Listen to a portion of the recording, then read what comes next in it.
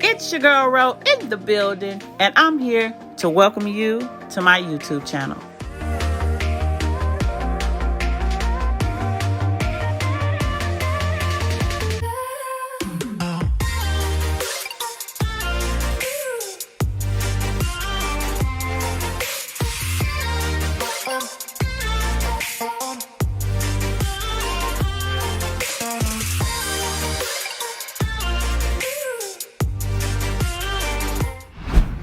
Here I have 16 ounces of super white Merkins chocolate, 2 tablespoons of Paramount crystals to help with melting, a silicone mat, a silicone spatula, some paper straws, and some apple sticks, a piping bag, our chocolate chameleon food coloring. So here we have our Granny Smith apples. So now let's insert our stick and add our straw. So here I'm using a 6.5 by 5.0 apple stick. This stick will allow your decorated straws to fit over. So once you insert your stick, make sure it is in there, and you want to shake your apple. Now here, I'm just making sure that my straws are aligned with each other, and taking a towel to make sure there's no juice sitting at the top of my apple.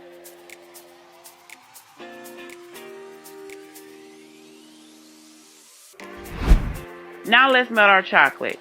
Here I'm adding 2 tablespoons of Paramount crystals, and I'm going to do the first 30-second interval. After the first 30-second interval, you want to take your spoon or spatula and just maneuver around your chocolate to make sure that it does not stick or burn after your first interval. So now I'm going to do another 30-second interval. After the second 30-second interval, you see here the chocolate has melted a little bit, but you want to make sure you maneuver around your chocolate so that the burning or brown burn crystal marks that may arrive in your bowl if you're melting your chocolate that way. So I'm going to put it back in for another 15 seconds. After this 15-second interval, you see here it's a lot of chocolate that has melted. So now I'm utilizing the heat from my glass container and making sure that I maneuver and mix as much as possible to help with those stubborn melts to melt down some. So now I'm going back in for another interval, and that is going to be 15 seconds. And as you see, majority of the melts have melted, and I'm utilizing the heat from the glass cup to help with the melting process.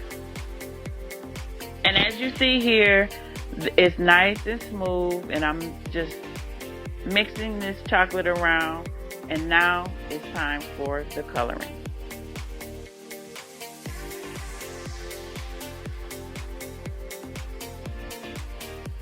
So I'm using the chocolate chameleon in the color teal by the Color Lab Artisan Accent Colors. That I'm using in this video, be sure to check in my description box, and that is listed under my video. So here I've added 2 drops of coloring. So anytime you want a lighter tone apple, add between 1 to 2 drops depending on the color brand. Alright, and as you see, it has a lighter tone. And now I'm going to add in my half of the coloring. You will find when you use different brands, or this brand in particular, okay, that the color will come out differently. All right, with some of the colors, with this particular brand, you may have to add more to achieve the color that you desire. So keep that in mind. You need to add more, which you're going to see me add more to achieve that teal, bright teal color.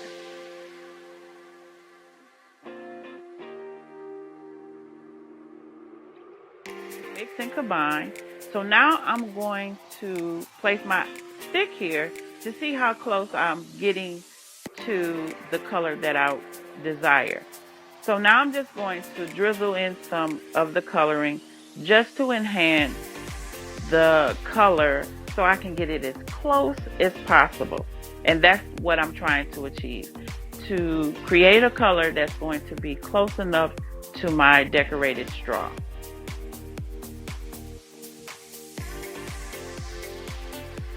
Just going to add a little bit more, and then we're going to have our desired color.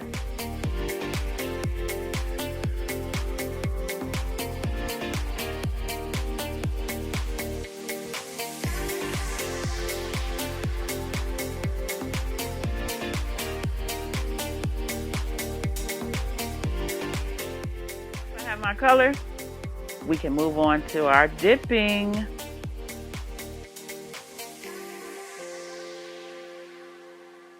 Now here I have another separate bowl that I'm going to pour in my chocolate. There's no reason to, I wouldn't say no reason, but there is a reason. But it's not necessary. So if you're melting in a larger bowl, that's fine. Just make sure you let your chocolate sit for 5 minutes before dipping. But I put it in a separate bowl so it'll allow my larger apples to have enough room for dipping. So as you see, I went in and did a rotated turn, and I'm going to scrape the side of the bowl and then place it onto my silicone mat.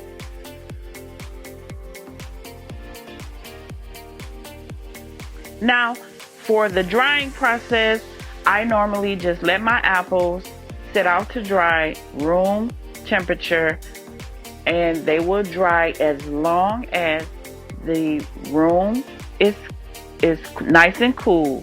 But if you're in a hot climate area, it will take longer process for your apples to dry. So keep that in mind, to keep your apples in a cool area to help them dry. I don't put them in the refrigerator, but air dry works well.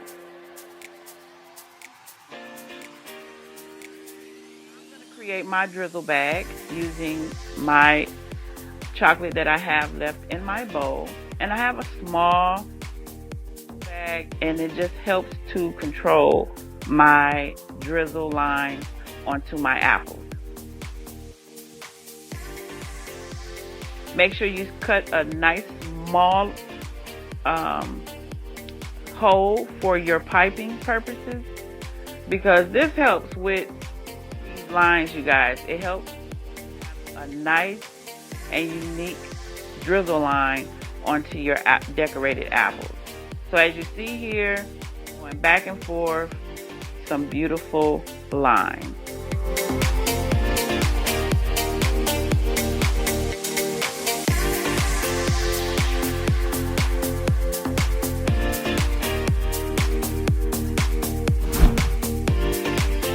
And there you have it. So be sure to follow these steps, and I hope you are enjoying the color. If you haven't done so already, check out my channel, go to videos, and you will see many other colors. Thank you for watching my video, and if you have enjoyed this video, make sure you comment, like, and subscribe.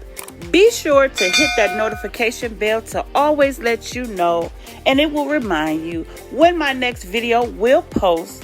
And if you enjoyed this video, be sure to watch these next videos that you see here listed on my channel. It's your girl Ro about to go, and I'll see you in the next video.